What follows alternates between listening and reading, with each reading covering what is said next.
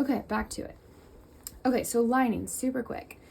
Linings are always overcut. They're larger than the jacket, which sounds so crazy because it's your lining. You would think if anything you'd want it smaller, but you don't. You want there to be movement within the jacket so that the lining doesn't have any opportunity to tear. So to start with kind of like that growing of our lining and width, I do want to talk about the action pleat at the back first. So this is a 1-inch extension from our original pattern line here.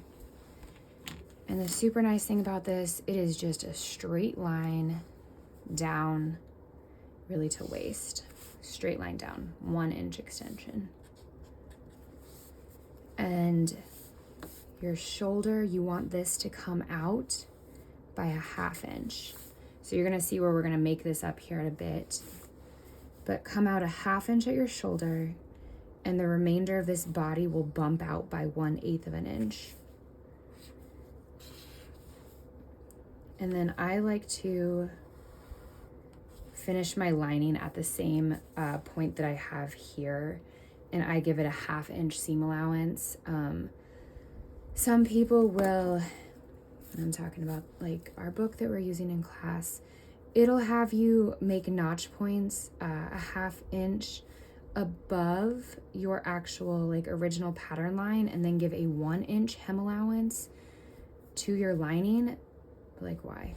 So just use this original line and then use a 1/2 inch seam allowance at the bottom and the entire way around. Lining, I always just do straight up 1/2 inch the whole way around.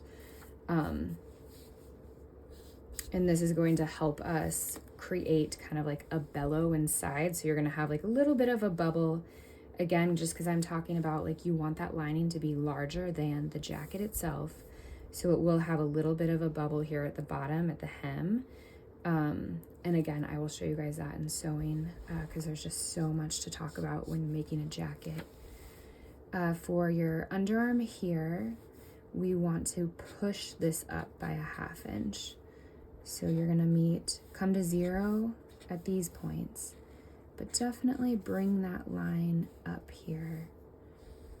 Extend these out in width by 1/8. And again, just finish here at the solid line. And then for lining here, oops, I deleted my facing line, but let me just draft that in real quick. So my facing sits here. So like this, no lining, because your facing is going to be cut different. Like it's either going to be self or a contrast. But that facing will sit in here. So there's no reason to have any more material than what we need. So your lining for your front will be cut like so. And you do not need to expand here at the front, but we will push this out by 1/8 of an inch at our side seams.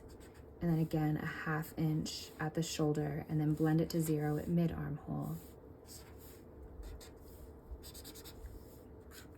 Okay, so there's our body lining here. For sleeve lining, since we have pushed out these shoulders by a 1/2, that allows us to go ahead and take this down by a 1/2 at the sleeve cap. And really, this is just allowing us no tugging where our shoulder pad's gonna rest.